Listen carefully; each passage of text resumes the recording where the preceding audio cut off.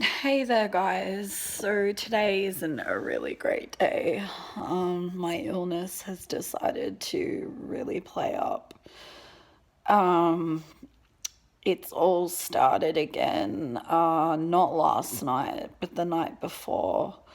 And that included like freezing cold sensations, other weird sensations in my body, really horrible muscle pain.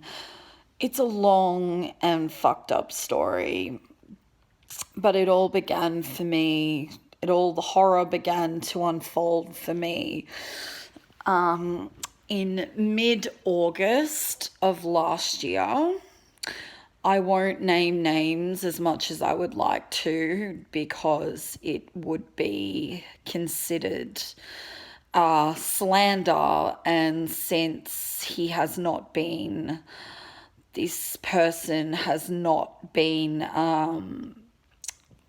he has not been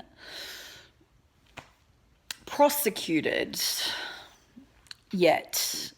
As of yet, he is currently under investigation, I believe. So I'm led to believe. And so I really hope so as well, for negligence and malpractice with other patients aside from myself, other ex-patients of his.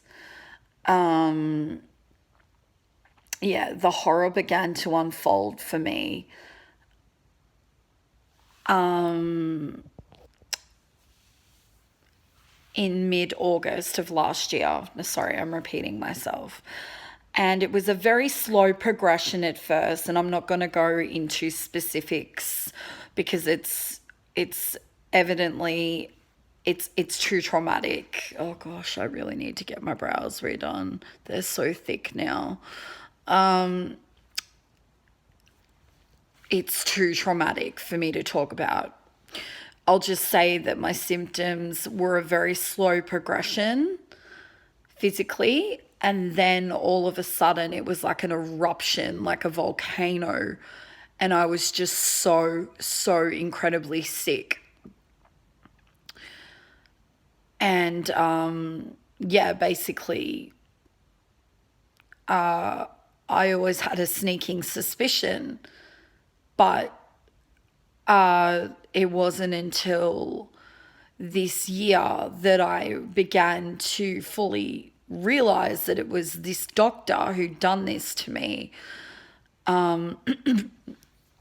My parents had discovered under Google reviews from him on Google that there were other patients complaining about similar things that I was,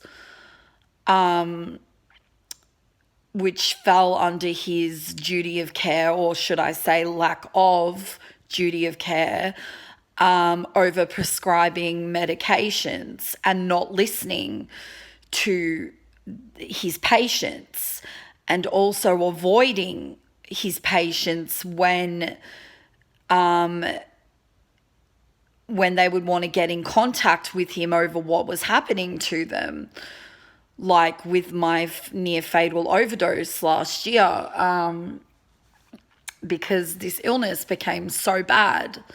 And I've had attempts in the past in my life, but this was the worst one I'd ever had. And basically, I I attempted suicide last year in November. Things became just too much for me. Like I said, it was a very slow progression, but then it was like a car crash. It was like a very slow progression at first. It was like one of those really bad car crashes, but in slow motion. It was all slow mo, like really slow progression at first, but then it sped up like a truck, and it just hit me with a full immediate force that was so horrific and so traumatic and so terrifying. And it's traumatic for me now to go into specifics, so I won't. I'll just say that my symptoms were horrific, they were traumatic, So bad that I wanted to die every single day. I was envisioning my funeral, basically, and I was suicidal every single day. And then in November, when I just didn't know what the fuck was wrong with me and didn't know what help there was available for me, I wanted to give up. So I took a deadly cocktail of paracetamol, sleeping pills, and Panadol. And my liver count was 2,000. And for those of you who are aware, having a liver count of 2,000 is liver failure territory. So basically, your liver count is meant to be about 50 in the healthy zone. Mine was 2,000. So I was at risk of going into liver failure. My potassium levels were dangerously low. I was on a heart monitor in ICU with drips for 9 days. And it took quite a few weeks after to get my liver right. My liver was in trouble, basically. I had to have weekly blood tests until my liver was back to its normal count. And I almost had to see a liver specialist because of that, because it almost didn't go down. But basically, yeah, because of this doctor and his lack of, I guess you could really call it a code of ethics, because of his lack of ethics and empathy and professionalism and just what have you not. Yeah. But yeah, basically, I found out not long after, because for those of you who aren't aware, I went to the Melbourne clinic. They were the only ones who could really save me, and basically they did. I was put under the care of a psychiatrist there who basically saved my life. And yeah, basically things were really bad up until I went into the Melbourne clinic, and they're still not great, but they're better than they were. Generally, they're better than they were. I still have some symptoms every now and again that are still horrible, but compared to the way that I was beforehand, it's significantly less. And yeah. So before the Melbourne clinic, I was an absolute mess. And I was in there for, I believe, 22 or 23 days. Oh, sorry, guys, I'm lying down. I'm not having a great day with physical symptoms. And yes, that is a zit right there on my nose, pus filled. Yeah. Yay, great. Yeah. Yeah, so yeah, oh wow, that is like really intense. Oh, my nails are so pretty. Yeah, so that is like really intense. Really intense.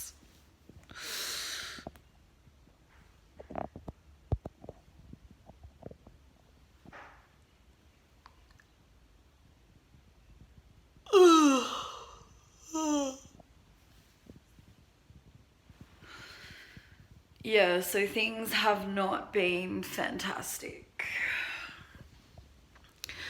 But the thing with this illness is it's really hard to describe. It would come and go in terms of symptoms and severity, and sometimes it would just leave altogether.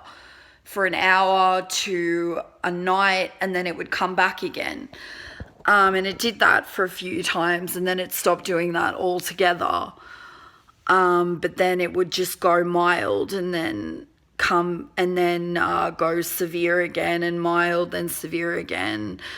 But now I've gone up to a month after coming out of the clinic, a month with no really bad symptoms, and it only just came back for me, not last night, but the night before, which is leading me to think that gradually, as the psychiatrist I was assigned in the Melbourne clinic said to me, it would become less and less and less as time went on. And I've been sick since mid-August last year. So this is over 7 months now I've been sick for.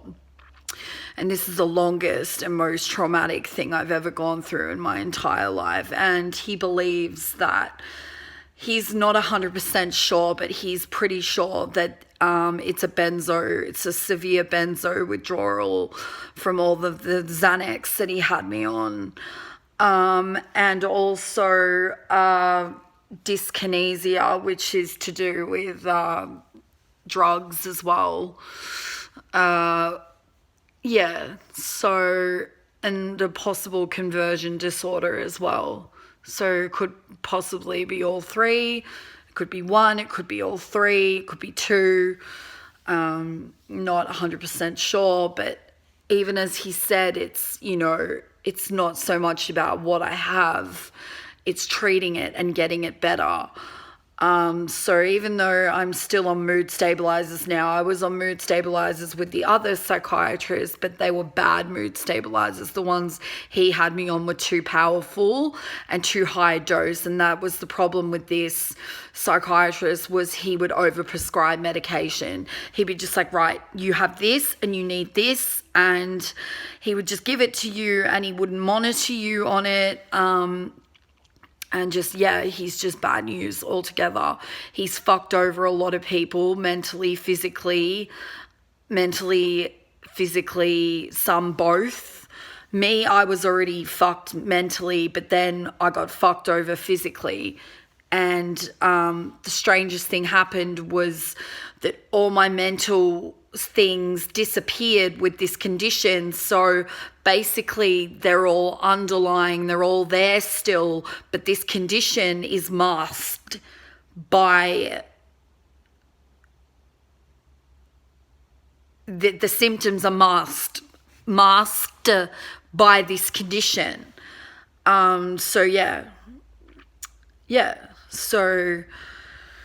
That's that in a nutshell, basically. Still pursuing things, still trying to get my medical records out of him. I haven't been able to obtain these. No doctor so far has been able to, no social worker, no doctor. So I'm really going to have to go through my GP, hopefully. And if my GP can't get through anything, then possibly I might have to resort to legal aid, which is not just for suing people. It's also because those medical records are my documents. I should have full access to them, and he should not be withholding them from me. And that's what I believe that he's doing, because he knows he's currently being investigated by, I believe, the medical ombudsman or something of that nature or whatever. We'll see if I have the mental strength to go through this in further videos. But for now, I will love you and leave you. Mwah. Okay, guys. I'm going to go watch Derry Girls for the second time because it's a really awesome show. And the luck of the Irish, how do you say it? The luck of the Irish, Irish, I don't know how to do an Irish accent to save my life, but I'll love you and leave you. Okay, bye guys, bye.